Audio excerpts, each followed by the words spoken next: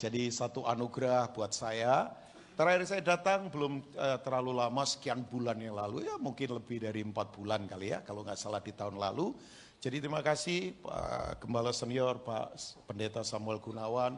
Saya ditemenin juga sama Pastor Timothy, baru kenal tadi. Ya, ada Ira, sahabat baik saya yang atur saya ada di sini, juga ada Pak Benny. Dan saya bersyukur ya. Yang siap mendengar firman katakan amin. Nah, percayalah, saya kalau katakan ini nggak basa-basi kok ya, sebab saya nggak suka yang basi-basi, saya lebih suka yang fresh saja ya. Saya datang tidak sok tahu, sok menggurui, sok pinter, sok paling rohani, enggak sama sekali ya.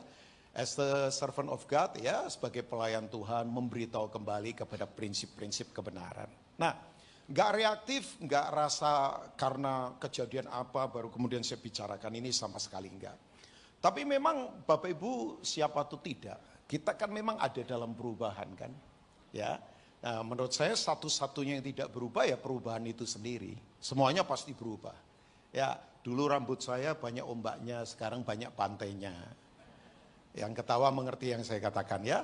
Yalah dulu ngombaknya banyak Pak, lebat, sekarang pantainya mulai banyak. Ya, kemudian gigi mulai goyang-goyang juga. Ya kan ada estetika Pak Rubin, bisa di mana lah ya, ke South Korea atau mana, dibikin lebih mudah lagi ya. Mau ditarik sampai kapan? Ya ditarik kanan melorot kiri, ditarik kiri melorot kanan, ditarik dua-duanya melorot juga. Jadi udahlah, yang namanya tua, kuno, merosot, sakit, mati, itu memang kefanaan. Ya saya ulangi ya, jadi tanda kefanaan itu pasti tua, kuno, merosot, sakit, mati pasti. Udah enggak bisa dilawan itu. Ya kan, coba. Ya TP dulu, betul ya, TP dulu ya mall bagus sekian puluh tahun yang lalu mungkin ya. Tapi ya sekarang sudah mulai banyak mall baru juga. Ya, jadi memang tua itu pasti ya, tapi menjadi dewasa kan memang soal pilihan. Ya, orang tiap hari nonton video game sambil makan kacang atom pasti tua kok. Gak usah diapa-apain ya. Tapi menjadi dewasa itu kan soal pilihan, dan itu pilihan kita di tengah perubahan. Nah, saudara, kita ada di perubahan yang luar biasa. Ya, perubahan luar biasa. Nah, perubahan itu bisa ke arah yang baik atau juga ke arah yang kemudian jadi tragedi. Ya, sekarang kita perlu doakan Amerika LA. Bayangkan negara superpower yang punya nuklir, toh nggak bisa tanganin angin namanya Santa Ana. Ya, di sana nggak tahu namanya angin, keren-keren loh Pak badainya ya, saya nggak tahu ya. Malah kalah sama orang Indonesia. Orang Indonesia akibat angin bisa jualan obat namanya tolak angin. Nah, terserah mereknya mau merek apa, terserah kan mereknya banyak ya. Tapi kan coba bayangkan, tiba-tiba ya angin kecepatan 160 km per jam. Ya saya punya beberapa teman tinggal di kawasan itu, ya ada 1, 2, 3 lah. Saya punya teman-teman yang tinggal di kawasan. Saya pernah ke kawasan itu beberapa kali untuk pelayanan, untuk tinggal beberapa saat ada di sana. Tapi ya Bapak Ibu yang tahu ya, semua sekarang tiba-tiba gone. Ya banyak artis yang kemudian tertekan juga, tapi orang berkata kan Amerika uangnya banyak bisa cetak dolar. Cuman kan begini, sebetulnya sebuah tanda ada apa sih ke depan. Orang sekarang ramai, ada yang mencela, menurut saya ya memang ada dua sisi saja. Bisa itu menjadi sebuah hukuman karena orang dablek, tapi kan Tuhan kalau menghukum tidak pernah menghancurkan. Tujuannya supaya orang kembali ke hatinya Tuhan. Ya dong, oh ya Tuhan Raja loh, jangan kita anggap biasa. Raja punya kekuatan untuk menghukum, tapi di satu sisi ini juga ujian. Toh yang kena bukan orang yang di luar Tuhan kok. Ya yang Kristen juga kena, rumahnya terbakar juga. Jadi kalau kita berkata, wah ini laknat apa? Ya orang Kristen juga kena kok Bapak Ibu. Tiba-tiba Bapak Ibu ya. Ya saya tidak akan hubung-hubungkan dengan misalnya Golden Globe Award. Ya di mana siapa namanya Nikki Glassy kemudian berkata kota ini kayaknya tidak perlu Tuhan. Ya ada orang hubung-hubungan itu, saya sih tidak mau hubung-hubungkan lah. Mungkin saja ada kebetulan yang tidak kebetulan, atau ada tidak kebetulan yang kebetulan. Ya bisa saja, karena yang terjadi Bapak Ibu ya, ada yang kebetulan yang tidak kebetulan. Setelah sebelumnya misalnya White Lynn, kita nggak tahu Pastor Tim tahu atau tidak White Lynn, ya jangan tanya Ira, kayaknya Ira kurang ngerti kali ya. Nah, White Lynn itu seorang nabi yang kemudian memperingatkan di 3 Januari waktu dia ada di Delta Air bahwa Amerika kembalilah ke Tuhan, akan terjadi sesuatu. Ya bisa saja, kan Tuhan bisa pakai siapapun. Wong keledai saja bisa dipakai untuk memperingatkan nabi yang dablek namanya Biliam. Makanya kita malu ya, keledai saja bisa dipakai, masa kita nggak mau dipakai Tuhan. Ya, yang amin tahu yang saya katakan lah ya. Jadi ya dong, Tuhan bisa pakai apa saja. Tapi begini dalam perubahan. Nah, saya ingin membawa saudara, kalau tiba-tiba berubah, kesehatan tiba-tiba dokter vonis, kamu sakit nggak ada obatnya. Atau tiba-tiba tender usaha kita tiba-tiba gagal misalnya. Saya nggak ngomong pesimis loh. Tiba-tiba jabatan hilang karena sekarang PHK lagi terjadi di mana-mana katanya. Orang akan digantikan AI. Ya, katanya orang Surabaya AI sih. Ya, AI tinggal muncul pamannya ya. AI itu perempuan ya, Pak ya. Kalau pamannya apa? Susu. Oh iya ya, itu pasti itu kalau orang panggil AI susu. Oh Surabaya ini pasti. Ya kan? Ya nggak ada di mana-mana kecuali itu produknya Surabaya memang ya. Jadi sekarang katanya AI lagi menggantikan di mana-mana, ya saya berharap susunya akan keluar juga. Nah ini istilah AI ya, Artificial Intelligence. Tapi saudara begini, perubahan akan segera terjadi. Nah pertanyaan saya, kalau tiba-tiba hidup saudara berubah jadi sukses, saudara siap nggak? Sorry ya, ada orang tadinya tulus, begitu terkenal, begitu kaya, berantakan karakternya. Sombong, nilai habis, semua diukur pakai uang. Nah perubahan bisa ke arah mana saja. Nah yang saya tahu cuma satu, nggak usah takut. Karena Tuhan adalah Tuhan atas perubahan. Loh, iyalah, Tuhan kan pengendali perubahan. Tuhan berdaulat atas perubahan. Tuhan adalah Tuhan yang mengatasi segala sesuatu.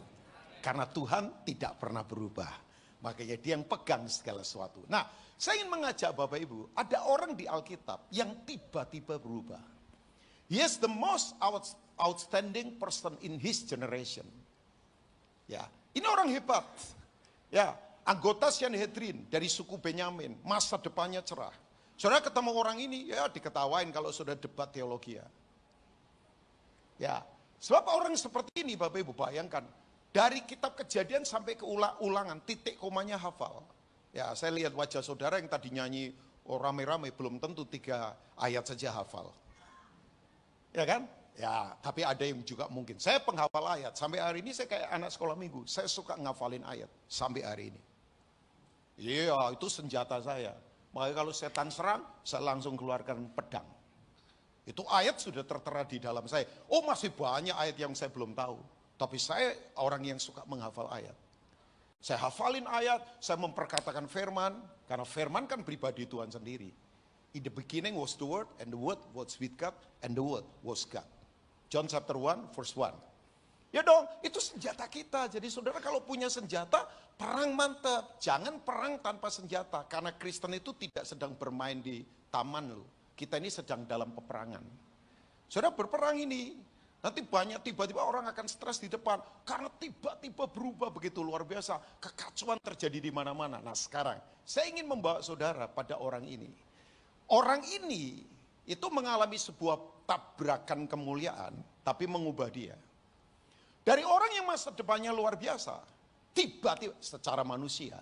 Yalah, dia anggota Sanhedrin, saudara tahu Sanhedrin? Sanhedrin itu penentu undang-undang sipil dan agama. Dia dari suku Benyamin. Ya, dia punya kekuasaan penuh. Dia kemudian begini, masa depannya cerah. Tiba-tiba di satu perjalanan ke Damsyik, hidupnya berubah. Sejak itu Bapak Ibu, dia jadi tawanan, hidupnya terikat, dirantai. Tapi hatinya nggak terikat. Ya makanya betul kan. Dia kayaknya terikat di rantai. Tapi hatinya nggak terikat. Sementara orang nggak terikat mungkin. Tapi hatinya terikat. Pernah ketemu orang nggak? Jam tangannya bagus. Tapi nggak pernah punya waktu buat keluarga. Loh. Makanya saudara jangan lihat orang keren dari luarnya lah. Capek lah. Saudara pernah lihat orang spring bednya mahal tapi tidur sulit. Suplemennya banyak tapi pikirannya sakit. Orang bisa pergi berjam-jam naik pesawat terbang. Tapi pulang ke rumah yang jaraknya cuma sekian meter nggak bisa lagi. Karena ribut terus di rumah. Maka kadang-kala ya Pak ya. Saya kalau ngukur modern itu dari sisi apa sih? Ya kan coba bayangkan. Orang sekarang katanya computerized. Semuanya AI. Tapi tipuan uang di pasar uang mencapai biliunan US dollar. Orang banyak ketipu di pasar uang sekarang. Coba. Katanya komputer Pak, semua cermat, semua bisa dihitung. Orang ketipu di situ. Ya, nah saya mengajak Bapak Ibu semua. Dia ceritakan kisahnya di kisah Rasul pasal 22. Tapi kejadian aslinya di kisah Rasul pasal 9. Kenapa saya ambil kisah Rasul pasal yang ke-22? Karena waktu itu setelah membayar nazar di Yerusalem. Kan dia pulang ke Yerusalem setelah dia menjelajah ke Gentiles, bangsa-bangsa lain. Bahasa kerennya Goyim. Jadi di luar Israel itu disebut Goyim. Itu istilah bangsa kafir. Buat mereka, buat orang Yahudi. Ya, setelah dia pergi kemana-mana, Tesalonika, Filipi, Korintus, kemana-mana. Ya, daerah-daerah ini saya pernah pergi juga dalam anugerah Tuhan, napak tilas beberapa kali. Untuk mengetahui perjalanannya Paulus. Wah, itu perjalanan nggak mudah. Saya bebas saja Bapak Ibu. Sekali jalan bisa 4-5 jam. Itu naik bus. Waktu itu saya nggak tahu dia naik apa. Ya, kadang naik kapal, kadang jalan kaki, kadang mungkin dia naik kereta. Perjalanan ini tidak mudah, alamnya begitu luar biasa, tantangannya nggak gampang. Nah Bapak Ibu, waktu dia membayar nazar, Yakobus kan berkata, udahlah supaya membuktikan bahwa kamu itu tidak mencela bangsa kita. Kamu bayar nazar dong. Begitu dia bayar nazar di Bait Allah, dia ditangkap oleh orang-orang Yahudi. Di kisah Rasul pasal 22. Sejak itu, hidupnya itu dari tahanan ke tahanan, sampai ujungnya nanti dia mati. Matinya diapain Bapak Ibu? Ada yang tahu Paulus matinya diapain? Oleh kaisar kejam, psikopat namanya Nero. Nero ini kejam banget. Makanya ada orang berkata begini, saking marahnya sama Nero. Kalau kamu punya anak laki-laki, tolong kasih nama Paulus. Tapi kalau kamu punya anjing laki-laki, kasih nama Nero. Apalagi anjing yang galak, Nero Super namanya. Saya keliling ke banyak kota di Indonesia, memang ketemu anjing-anjing, namanya Nero. Ya, saya nggak tahu ya, saudara pernah dengar nama ini? Tapi memang betul, ada penulis yang berkata, saking kejamnya orang ini. Nah, Paulus matinya waktu di Roma. Diapain sama Nero? Dipenggal kepalanya, ya ampun. Kenapa kok dipenggal? Dia orang Roma. Petrus matinya di apa? Disalib. Tapi dia memilih terbalik. Kenapa Petrus disalib? Kenapa kemudian siapa lagi? Ada murid Yesus lagi yang disalib, tiba-tiba saya lupa. Kenapa? Andreas juga disalib. Kenapa? Karena mereka orang Yahudi. Ya, orang Yahudi, orang Roma tidak boleh disalib. Orang di luar Roma boleh disalib. Itu kematian kejamnya luar biasa. Nah, saya ingin mengajak kita coba kisah Rasul 22 ayat yang ke-6 sampai ayat yang ke-10. Let's see. Dari ayat-ayat ini saya fokusnya pada begini. Bagaimana saudara menghadapi perubahan? Kalau tiba-tiba nanti kesehatan menurun, tiba-tiba bisnis kurang lancar. Misalnya ini. Ya, tiba-tiba saudara menghadapi perubahan apa, ya, ekspektasi mimpi saudara menjadi kenyataan. Atau tiba-tiba saudara dipercaya hal besar, saudara tiba-tiba mendapat promosi, harta banyak misalnya. Nah, itu dua sisi perubahan, tapi sama-sama bisa menghancurkan kalau kita nggak punya sikap yang benar terhadap perubahan. Ya. Saya dalam hidup ini mengalami banyak hal yang menakjubkan dari Tuhan. Asli. Dan itu untuk menangani itu tidak gampang loh Bapak Ibu. Oh iya. Pendeta kalau sudah pujian, jadwal pelayanan banyak, fasilitas ada, ya ampun. Itu bisa lupa diri. Nah, saya belajar Bapak Ibu. Saya nggak imun itu ya Bapak Ibu. Saya belajar prinsip-prinsip ini. Iyalah, kadang-kadang ada orang ya baru di panggung berapa saat saja udah kayak rasa artis begitu. Kayak rasa apa begitu. Ya, dalam perjalanan nih, saya nggak lihat di sini, tapi kan saya sudah hampir dalam anugerah Tuhan, dalam anugerah Tuhan 40 tahun pelayanan. Ya ampun, saya bisa melihat orang-orang yang tadinya tulus, tiba-tiba berubah. Yang tadinya hebat, begitu mengalami tragedi, tinggalkan iman. Nah makanya saya mengimpartasi ini, termasuk saya harus belajar lagi untuk Bapak Ibu. Kalau tiba-tiba ada sesuatu yang tidak kita harapkan, atau tiba-tiba hidup kita diberkati, yang harus kita bangun prinsip apa sih? Let's see. Ayat yang ke-6 sampai ayat yang ke-10. Boleh multimedia? Oh, saya kayaknya mesti baca Alkitab di sini. Saya pikir ada monitor di sini. Oh, ya. Nah, thank you ya. Nah ini. Multimedia saya kalau melihat ke belakang nggak mengurangi ganteng saya, nggak apa-apa ya. Oke, ya boleh ya. Ya, cuman untungnya nggak ada tipis-tipis yang lebih tipis lagi. Jadi ya, mungkin nanti ke depan mulai tipis juga. Tetapi dalam perjalananku ke sana, ketika aku sudah dekat Damsik, yaitu waktu tengah hari. Waktunya apa Bapak Ibu? Berarti terang siang panas ini. Saya nggak tahu jam berapa. Mungkin jam 12, mungkin jam 11 atau jam 1 siang, tapi tengah hari. Tiba-tiba memancar cahaya yang menyilaukan dari langit mengelilingi aku. Kata tiba-tiba, suddenly, seketika itu juga. Mendadak, sontak, ujuk-ujuk, tiba-tiba. Bahasa Jermannya keren, mak jegagik. Nah itu Jawa yang tahu itu. Surabaya nggak tahu kayaknya. Tahu ya? Ya itu orang Semarang biasanya, mak jegagik gitu ya. Mengagetkan, atau orang Solo, tiba-tiba mendadak sontak, suddenly seketika itu juga. Nah, hidup itu begitu, kadang-kala tiba-tiba. Oh iya, makanya nggak usah sombong lah. Saya kadang-kala kalau lihat orang sombong paling kasihan deh lu. Ya tenang Pak Rubin, asal ada uang hidup beres. Ya saya berkata dalam hati, kalau tiba-tiba kanker stadium 4 masuk ke tubuhmu gimana? Hidup itu nggak usah lah, rasa apa, ngeremehin orang, ngomong sembarangan, jangan. Ini tiba-tiba loh. Coba lihat ayat yang ke-7, let's see, coba kita lihat ayat yang ke-7. Ya, maka rebalah aku ke tanah dan aku mendengar suatu suara yang berkata kepada aku, Saulus, Saulus, mengapakah engkau menganiaya aku? Jadi saudara tidak usah takut, kalau orang kemudian begini, serang kita, ejek kita karena iman kita, udah nggak usah marah. Ada pembela yang hidup, yang ajaib, yang tidak pernah tinggalkan kita. Ya, betul lah, orang Jawa begitu Gusti, ora sare, betul lah. Tuhan itu tidak pernah tertidur. Yang setuju katakan amin. Dia selalu tahu yang kita alami kok. Ya, coba lihat ayat berikutnya. Nah ini dia. Next ayat yang ke-8. Jawabku, siapakah engkau Tuhan? Katanya, akulah Yesus orang Nazaret yang kau aniaya itu. Hebat ya, Tuhan Yesus itu dalam kemuliaan sudah nggak lagi pakai tubuh fisik, tak terbatas. Ya dong, dia sudah dalam kemuliaan ini, udah dimuliakan secara pelayanannya dia. Ya, tadinya manusia terbatas, dia dalam kemuliaan. Coba, dia berkata, I am Jesus from Nazareth. Saudara, kelihatannya biasa, enggak. Orang harusnya berkata, aku Yesus dari Yerusalem. Why? Yerusalem kotanya para raja. Why? Yerusalem keren. Why? Yerusalem itu pusatnya agama. Why? Yerusalem sangat dihargai. Tapi dia berkata, aku Yesus orang Nazaret. Saudara tahu Nazaret? Orang kalau berkata Nazaret itu berarti daerah orang miskin, daerah orang nggak jelas, daerah yang kalau kamu dari Nazaret berarti kamu daerahnya orang bodoh. Tapi dia mewakili kelompok yang termarginal, kelompok yang tersisihkan, kelompok yang dianggap gagal, kelompok yang dianggap miskin oleh dunia, kelompok yang dianggap nggak jelas oleh dunia. Dia berkata, I'm Jesus from Nazareth. Bayangkan, Tuhan kita itu rendah hatinya luar biasa. Makanya kalau ada orang Kristen sombongnya minta ampun, ya kan dilirik cecak ngamuk. Saya bilang, dia itu nyembah siapa? Nyembah Yesus Pak. Hang on. Jangan-jangan ini dia sembah bukan Yesus di Alkitab, tapi Yesus Fernandes dari Brasil. Atau Yesus Ortega dari Filipina. Kan di Brasil, Filipina banyak nama Yesus. Kalau nggak percaya pergilah ke sana. Ya kan?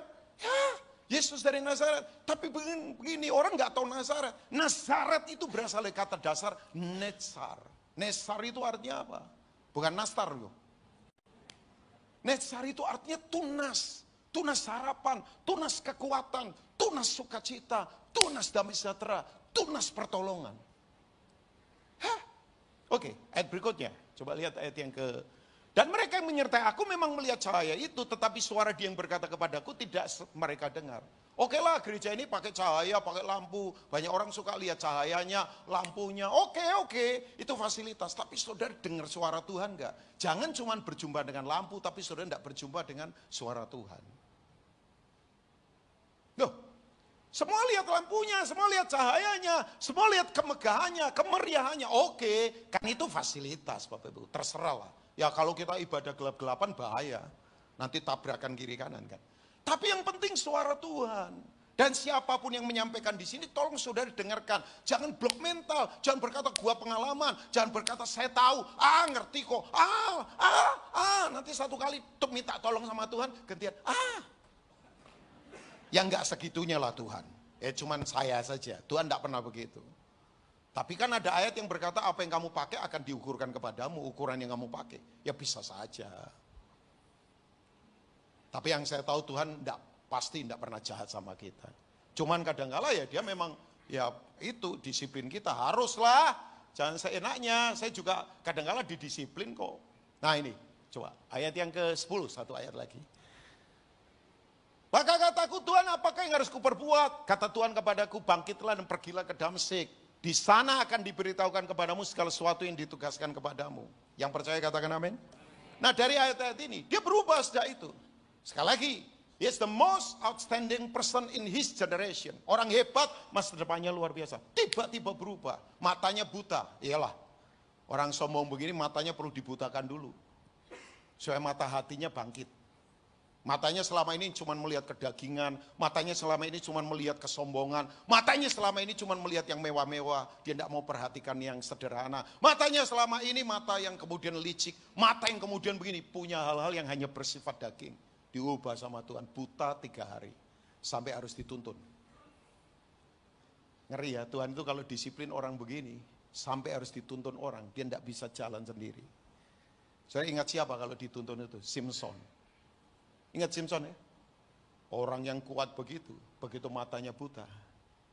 Ya udah, minta tolongnya ke siapa? Baca kitab Hakim-Hakim, anak kecil. Makanya kekuatan Simpson bangkit lagi ketika dia berbalik hatinya ke Tuhan. Nak, tolong nak, ada tiang nggak di sini? Om digandeng yuk. Orang kuat begitu minta tolong anak kecil, berarti sudah hatinya berubah. Tolong yang di sini kalau secara usia tetap memandang rendah anak-anak, jangan pakai. Saya setiap kali ketemu satu anak muda yang Tuhan pakai, saya minta dia tumpang tangan ke kepala saya. Dan saya berkata, tolong doakan pesta. Sungkan, tapi saya bilang, enggak, jangan sungkan. Kamu dipakai Tuhan. Tujuannya apa? Supaya saya tetap terkoneksi pada generasi di bawah saya. Oh udahlah, beban enggak perlu saya apa begitu, gelarlah pengalaman, udah nothing semua itu, nggak ada artinya lah. Sekali lagi Bapak Ibu, saya punya potensi untuk kemudian sembarangan. 40 tahun ya ampun pelayanan, saya rintis jemaat beberapa kali. Tuhan bawa saya pergi ke banyak tempat. Ya, tapi saya sadar, kalau saya tidak disiplin betul-betul hati ini, susah fleksibel di tengah perubahan. Nah sekarang, tujuan saya begini, saudara harus memiliki the spirit of liberty, roh yang merdeka dalam perubahan ini. Katakan merdeka. Oh kalau enggak berat. Kenapa ada orang postpartum syndrome? Ya karena itu. Ya, kenapa ada orang sombong? Ya karena itu. Kenapa ada orang keras hati? Ya karena itu. Nah saya dorong Bapak Ibu, di tengah perubahan yang enggak pasti ini, mari miliki freedom spirit, roh yang merdeka. Roh yang sungguh-sungguh feel free di hadapan Tuhan. Nah, yang pertama, kalau kita menghadapi perubahan, enak atau tidak enak, yang harus kita sungguh-sungguh bangun, itu yang pertama. Coba ke ayat yang ke-8 lagi, kalau nggak salah. Let's see. Ini, thank you ya, multimedia. Who are you Lord? Siapakah engkau Tuhan? Siapakah engkau Tuhan? Ya, saudara tahu nggak, ini pertanyaan apa sebetulnya? Ini pertanyaan basic dalam kekristenan. Loh, aneh ya Bapak Ibu. Anehnya apa? Ahli agama, jagoan Taurat, hafal kitab Kejadian sampai Ulangan. Ya kan? Tapi kemudian bertanya, Tuhan kau itu siapa? Ini kan sebetulnya sebuah kata yang namanya kerinduan. Katakan kerinduan Bapak Ibu. Saudara masih punya kerinduan nggak bertanya, Tuhan kau itu siapa sih? Saya tiap hari mempertanyakan pertanyaan ini. Yesus itu masih jadi yang utama enggak dalam hidup saya? Ya masih lah Pak Pendeta, hang on. Belum tentu juga. Kadangkala ambisi saya menjadi yang utama. Ya, kadangkala keinginan saya masih menjadi yang utama. Makanya betul Bapak Ibu, di tengah perubahan ini kalau tidak jadikan Yesus sebagai raja yang utama, berat Bapak Ibu. Masa sih Pak? Oh iyalah. Saudara tahu kan kata Tuhan itu berasal dari kata namanya kurios. Katakan kurios. Kurios itu artinya penguasa tunggal, tidak ada yang lain. Nah selama yang lain masih jadi berkuasa dalam hidup kita, ya boleh raganya ada di gereja, tapi ternyata hatinya nggak begitu Bapak Ibu. Oh bisa saja. Religious Bureau dari FBI di Amerika memberitahu, ini jauh sebelum kejadian-kejadian sekarang di Amerika terjadi ya. Memang aneh sekarang. West lagi ngalami kebakaran, East lagi mengalami badai beku sekarang ini. Daerah Philadelphia, Washington, ini lagi beku, banyak badai sekarang. Ya, sementara di West lagi ngalami kebakaran. Dan ini nanti akan kemana-mana. Semua punya potensi. Jadi sebetulnya Pak, isu tentang pemanasan global itu bukan isapan jempol kan. Ya, menurut data terakhir katanya lapisan ozon itu katanya sudah membuka lebih dari 3 kali benua Eropa. Di atas itu. Ozon tahu ya Bapak Ibu, fungsinya untuk memfilter ultravioletnya matahari. Makanya jangan kaget nanti penyakit kanker kulit merajalela di mana-mana, panasnya luar biasa. Saya aja melihat ya, nggak tahu pengamatan saya mungkin salah kali ya. Ini kan Januari, Desember ini sebetulnya bulan hujan buat negeri kita ya. Tapi kayaknya curah hujan nggak terlalu deras kayak dulu kan Bapak Ibu. Nggak tahu di Surabaya ya. Di Jakarta ya hujan sebentar paling-paling. Sampai saya berkata, ini memang fenomena ini, ya makanya semua negara akan punya potensi, bersiap saja. Ya Indonesia apalagi ada isu gempa megatrust katanya. Karena kita ada di lempengan-lempengan. Menurut survei, semua patahan itu sudah mengelilingi semuanya. Ya kita doakan, makanya Bapak Ibu saya dorong Bapak Ibu yuk berdoa betul-betul supaya kedaulatan Tuhan tetap ditegakkan di negeri ini. Ya berdoa sungguh-sungguh Bapak Ibu. Nah jadikan dia menjadi raja Bapak Ibu. Jadi begini, kalau Yesus menjadi raja, kita akan kuat menghadapi apapun. Orang itu kalau jadikan Yesus sebagai raja, hatinya itu kuat. Makanya orang kalau hatinya kuat, dibawa ke situasi apa saja. Ya ampun, gak akan ngomel, gak akan marah, gak akan kecewa, gak akan kemudian ngamuk, gak akan salahkan yang lain. Orang kalau jadikan Yesus menjadi raja, kita akan kuat. Saya punya pertanyaan, Yesus masih jadi raja atau yang lain? Biro Religious FBI berkata begini, dalam 20 tahun terakhir ini, Amerika itu muncul puluhan agama baru. Tahu agamanya apa? Sepatu. Agama apa? Artis. Agama apa? Ya, agama yang semuanya materi. Jadi mereka berkata begini, udahlah, hanya yang kelihatan yang memuaskan kita. Bahkan Bapak Ibu ya, saya berharap di sini nggak ada ya. Orang sekarang ciptakan Tuhan menurut keinginannya. Tuhan itu adalah yang memenuhi apa yang saya mau. Sorry itu saya, kalau kita datang ke sini dengan berkata begini, aku datang ke sini dapat apa sih? Musik keren nggak? Pembicaranya keren nggak? Ya, makanya saya dari tadi mau khotbah selalu berkata begini, Tuhan khotbahkan saja apa yang menjadi hatimu. Saya ini sebenarnya bukan pembicara bagus lagi, ya nggak bagus lah, kelepotan begini ngomong seenaknya saja. Tapi saya belajar dalam hati ini, dalam pelayanan Bapak Ibu. Saya selalu bilang begini, Tuhan, kehendakmu yang harus jadi. Itu revival atau ada orang kejeduk itu tadi? Nah ya, saya berharap jangan ada yang kejeduk lagi. Nah Bapak Ibu, tolong begini. Masih enggak Yesus yang utama? Atau uang sudah yang utama? Ada orang bilang begini sambil ketawa. Beberapa orang. Pak Rubin, iman, doa. Kalau nggak ada jian berat Pak. Orang ketawa semua. Ya saya nggak berani berdebat Bapak Ibu. Ya, karena kalau orang hidup di standar begitu ya, ngomongnya mesti pelan-pelan. Satu kali kemudian saya ketemu, saya ngomongin pelan-pelan. Saya kemudian beritahu hal-hal yang terjadi secara nyata. Bahwa kadangkala uang nggak bisa tolong. Maksudnya bukan kita nggak perlu uang. Uang kan alat saja. Tapi saya beritahu buat Bapak Ibu. Yuk. Pertanyaannya Saulus, who are you Lord? Sekali lagi Bapak, ini yang tanya orang jagoan agama. Orang pinter Alkitab. Orang pembaca Taurat. Ya ampun, kasihan. Tapi dia bertanya, Tuhan engkau itu siapa sih?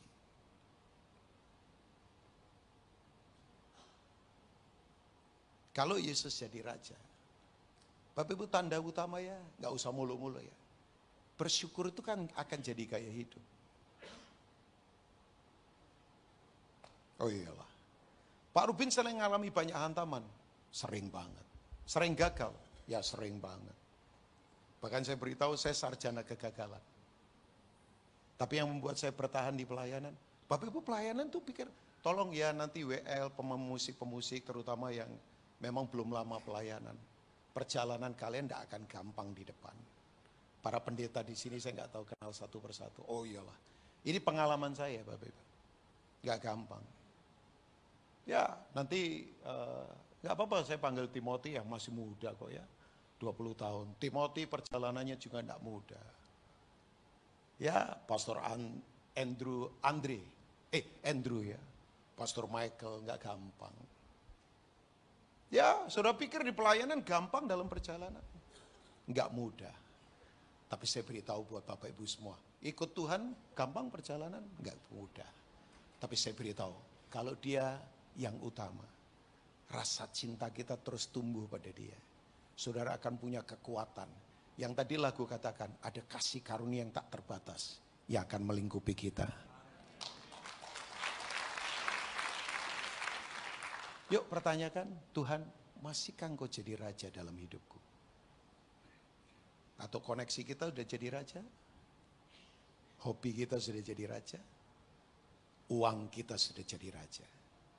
Nah, dalam perubahan, yuk tetap jadikan Dia sebagai yang utama. Amin. Sudah jangan lupa, apa saja yang tidak disentuhkan pada kehendaknya percuma. Ya, saya sudah tidak punya keinginan yang lain, kecuali satu saja. Kejar kehendaknya, di luar itu saya nggak mau. Wong saya pelayanan saja jadwal selalu saya tumpang tangan. Tuhan, batalkan dengan segala cara yang Tuhan tidak mau. Dan itu merusak karakterku. Makanya jangan kaget ya, berapa banyak orang melayani, karakternya berantakan semua. Ya sorry ya, nggak semua pelayanan kan pelayanan. Ada orang yang di pelayanan ternyata pelayonan. Ya, tahulah bahasa Jawa ya. Ya cuman pelayanan saja. Loh, doa saya begitu, pendeta lo doa. Terjawab? Sering. Ya, satu kali saya mesti ke North America. Saya jujur sombong waktu itu. Padahal saya bercanda sama teman dekat saya. Ini saya akan pergi ke tempat jauh loh. Padahal bercanda begitu saja. Ya, mungkin Tuhan sedang membentuk saya lah pasti. Tiba-tiba kurang seminggu visa udah keluar, tiket sudah keluar, issued. Ke Kanada itu visa kadang-kadang dapat Amerika belum tentu dapat Kanada. Dapat Kanada belum tentu dapat Amerika. Jadi Kanada itu gak gampang cari visa. Saudara yang mungkin punya pengalaman dengan saya bisa mengiyakan ini. Gak gampang.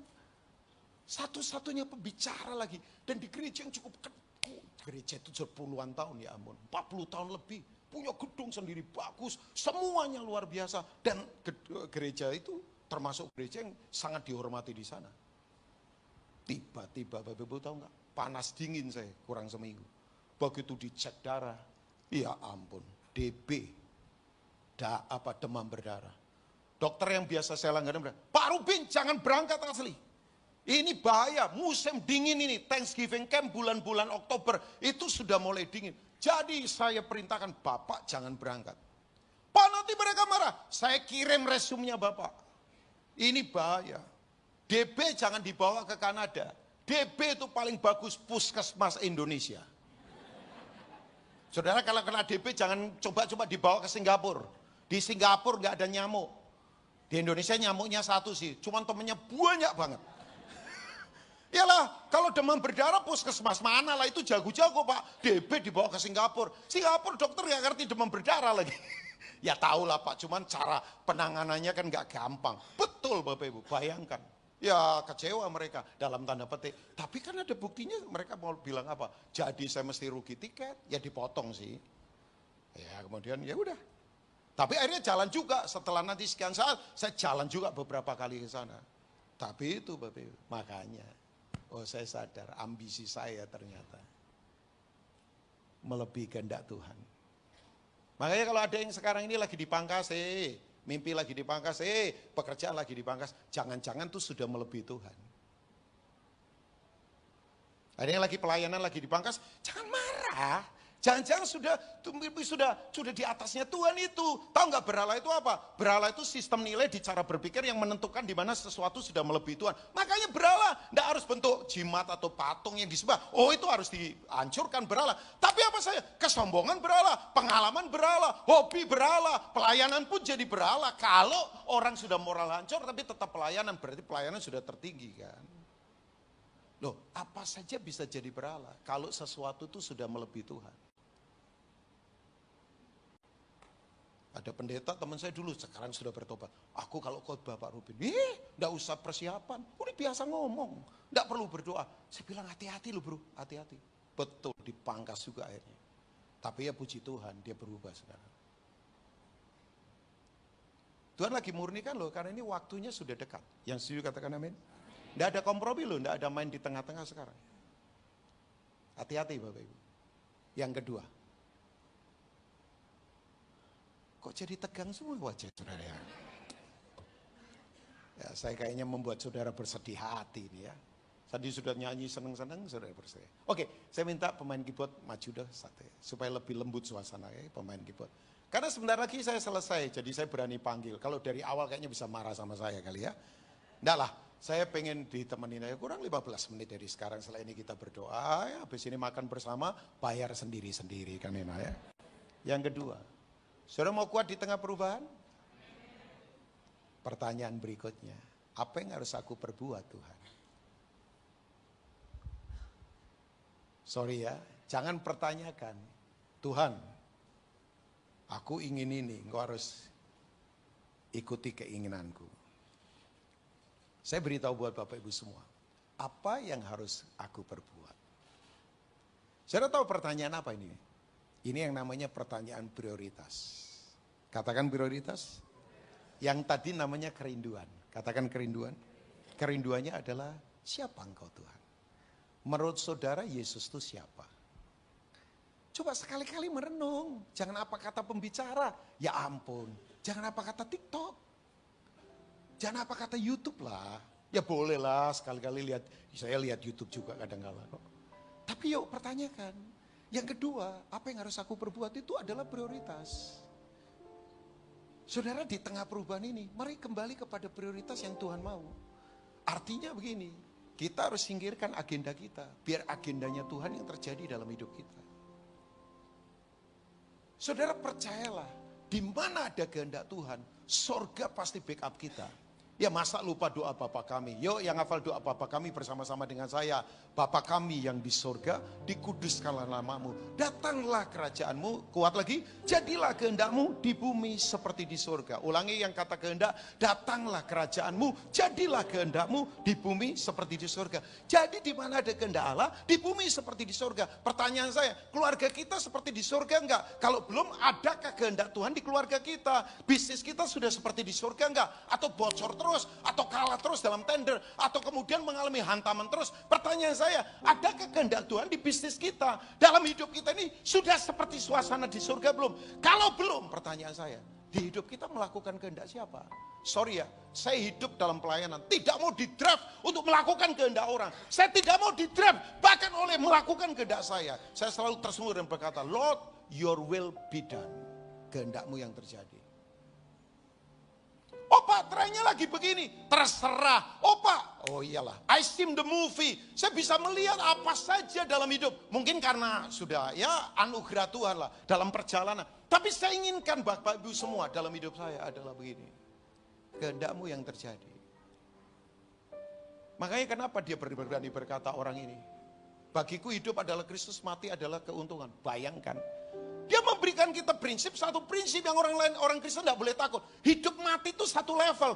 Bukan mati lebih buruk daripada hidup, hidup lebih hebat daripada mati. Hidupku adalah Kristus, mati adalah keuntungan. Kalau ada kepercayaan yang berani menantang semua resiko tertinggi. Makanya dalam Roma 8 dia berkata, siapa yang bisa memisahkan aku dari kasih Kristus? Pedangkah, penganiayaankah, kelaparankah, ketelanjangan. Ini semua high risk, semua resiko tertinggi yang ditakuti orang. Dia dengan lantang berkata, siapa yang bisa memisahkan aku dari pedang, penganiayaan, kelaparan, ketelanjangan? Nggak ada itu, nggak ada.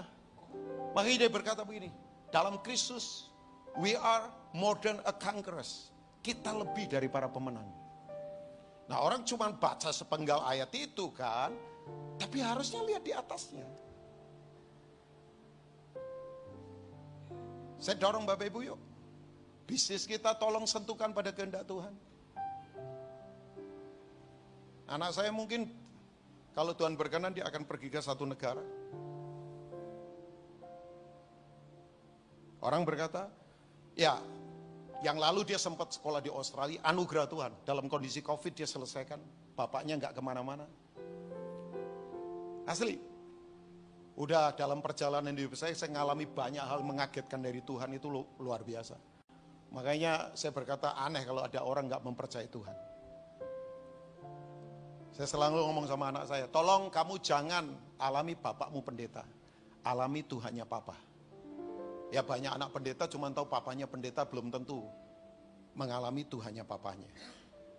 Makanya saya izinkan dia kadang-kala tangannya lecet, ya kena duri di kaki, bentur-bentur tembok sedikit nggak apa-apa lah. Padahal anak satu perempuan dan tidak manja sama sekali. Dia bilang, Pap, saya punya begini. Udah silakan, tapi satu hal saja yang papa mau. Kamu kerjakan kehendak Tuhan. Itu saja, yang lain nggak penting. Kamu nanti bisnis, ya bisnis mengerjakan kehendak Tuhan. Apa saja. Papa cuma kasih tahu itu. Ini untuk anak saya, Bapak Ibu. Karena saya tahu begini, Bapak Ibu. Di tengah perubahan apapun, kalau kita mengerjakan kehendak Tuhan, gak perlu khawatir. Karena Alkitab berkata, air mata bisa diganti menjadi mata air. Amin. Lembaga kekelaman bisa diganti menjadi apa? Tempat di mana berkat Tuhan dicurahkan. Loh, kita jangan pinter mahir nyanyi, tapi alami dalam kehidupan. Ya, jadi, yuk, apa yang harus aku perbuat Tuhan? Tolong saya ingatkan waktu milik Tuhan. Tolong saya ingatkan istri atau suami kita milik Tuhan. Saya kalau tidur lihat wajah istri saya, ya dia sudah tidur, saya belum tidur. Saya selalu tanya begini, ya ampun, sampai kapan ya di bumi sama dia? Oh, saya sayang banget sama dia. Either dia dulu pulang atau saya dulu pulang. Tolong suami istri di sini, waktumu sementara saja. Tolong yang sekarang ini punya gelar, punya skill, ingat itu semua datang dari Tuhan. Amin. Biar apa yang kita lakukan, nasihat biasa saja kok malam ini. Saya khotbah yang ya menurut saya, sudah biasa dengar ini Pak Rubin. Mengingatkan saja, kan tadi saya bilang saya mengingatkan saudara. Tapi please ya, yuk mumpung masih ada waktu. Saya satu kali tidak pernah lupa Pak. Ada pengusaha saking sibuknya sampai lupa hari ulang tahun istrinya. Tapi memang kelemahan pria adalah pria itu lupa hari ulang tahun istrinya dan lupa hari ulang tahun pernikahan. Ya, dari wajahnya juga banyak yang begitu kayaknya di sini ya. Kayaknya. Saya hafal lah hari ulang tahun istri saya, hari ulang tahun anak saya, hari ulang tahunnya mama papanya istri saya, hari ulang tahun pernikahan kita, saya hafal. Dan selalu saya blok itu, dipanggil pelayanannya saya nggak mau, karena itu hari istimewa buat kita. Sudah tahu? Dia lupa hari ulang tahun istrinya, buru-buru karena ada tender. Waktu dia jalan naik mobil, ketinggalan sesuatu. Jadi dia beli mampir ke satu toko. Apa begitulah dia ketinggalan apa. Pulpen atau apa. Begitu dia mampir ke toko. Di sebelahnya ada toko bunga. Ada satu anak yang ngeliatin bunga. Jadi dia punya kerinduan tapi gak punya kemampuan. Kan ada orang kalau di etalase toko wajahnya kelihatan. Ingin tapi gak mampu. Ya anak kecil ini dia lihat bunga tapi kan gak ada uang. Jadi begini, begitu kemudian ini pengusaha ini masuk, dia beresin beli-beli apa, keluar, anak ini masih lihat lagi. Kemudian dia tergerak belas kasihan. Kamu mau apa sayang? Iya mau bunga. Ya udah, ambil saya. Nggak punya uang, om yang bayarin. Begitu kemudian dia masuk ke kasir, tolong ini, saya bayar. Dia buru-buru lagi ke mobil karena ada janjian rapat. Anak kecil ini jalan ke arah di mana dia jalan, naik mobil. Jadi dia buka kaca berkata, kamu mau kemana? Anak ini berkata jalan itu. Oh, om lewat situ. Ayo ikut. Jadi di mobil mereka bincang-bincang sebentar. Terus kemudian kaget. Anaknya berkata, om saya berhenti di sini. Loh kok di sini? Dia mulai curiga. Karena itu tempat sepi. Dari pohonnya ketahuan itu tempat apa? Karena banyak tumbuhan atau bunga Kamboja. Nggak tahu kenapa ya kalau orang banyak tumbuhan Kamboja, padahal di rumah sekarang Kamboja juga banyak lagi ya. Tapi ini Kamboja banyak banget, jumlahnya puluhan. Nah Bapak Ibu, dia curiga. Ngapain? Saya berhenti di sini. Loh kamu bukan? Dia penasaran. Ini anak kenapa jangan stres mau bunuh diri? Akhirnya diukit ke dalam, masuk-masuk kuburan Bapak Ibu. Kemudian dia berhenti di satu unggukan tanah yang masih basah. Karena beberapa hari ada yang meninggal. Jadi dia taruh bunga di situ. Dia kemudian berkata begini, "Happy birthday, Mom. I love you." Mamanya meninggal ternyata. Dia nggak ada apa-apa lagi. Dia dirawat oleh keluarganya. Itu orang itu tiba-tiba terpukul. Begitu anak ini berkata, "Selamat ulang tahun, Mama." Dia terpukul. "Loh, istriku hari ini ulang tahun." Dia kemudian ketakutan, lari kembali ke rumah. Dia telepon temannya, rapat kita undur saja. Hari ini istriku ulang tahun. Bapak Ibu, dia pulang ke rumah, itu istri masih rorolan. Dia buka pintu kamar, ditabrak, didekap istrinya dan berkata, "Happy birthday, Mom." Istrinya kaget, "Kue mangan apa tadi?" Saudara, dia teriak sambil menangis, "Untung Mama belum mati."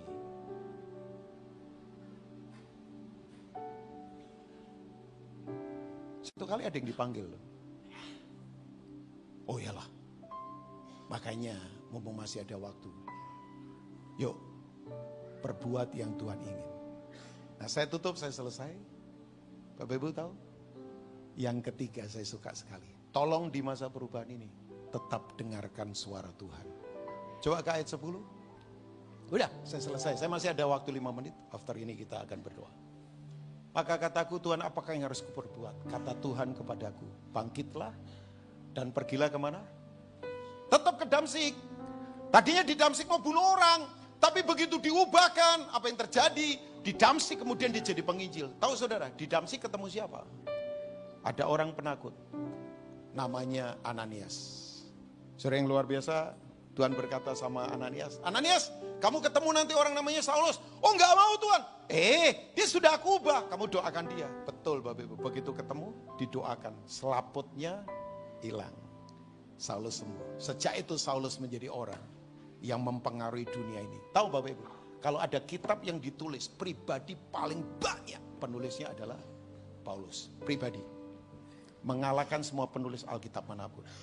Nah, Bapak Ibu tolong dalam perubahan ini tetap dengar suara Tuhan. Yang mau katakan amin, tetap bersimpuh di kaki Tuhan. "Pak, masa Pak Tuhan masih bersuara?" Tuhan masih berbicara. Yang lucu, orang tidak percaya Tuhan berbicara, tapi dia percaya TikTok berbicara. Anehnya luar biasa. Tuhan masih bersuara, jadi dengarkan dia. Di tengah perubahan pasti akan ada arahan.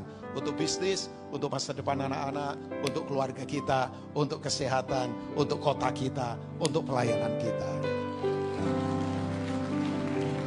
Saya tahu ini tepuk tangan tanda saya harus selesai. Mari kita bangkit berdiri bersama-sama. Haleluya. I want to pray for you all. Saya ingin berdoa buat Bapak Ibu semua. Boleh nggak taruh tangan dua-duanya di dada kita? Siapapun Bapak Ibu. Come on, biar ini menjadi sebuah tindakan profetik. Kalau perubahan tiba-tiba terjadi. Kalau tiba-tiba semua harapan gak terjadi, kalau tiba-tiba planning kita gagal, atau kalau tiba-tiba saudara dipercaya hal yang besar, masihkah dia jadi Tuhan? Masihkah kita prioritaskan yang utama kehendaknya? Masihkah kita dengarkan suaranya? Hamba berdoa untuk umatmu yang ada di GSJS Tunjungan Plaza ini. Tuhan berkati. Kami tahu ada beberapa yang sedang tergoncangkan, tapi Tuhan kekuatan kami. Ada beberapa hal yang akan kami hadapi di depan, tapi Tuhan tetap berdaulat. Tuhan sekali lagi sembuhkan kami, kuatkan kami, tegakkan umat.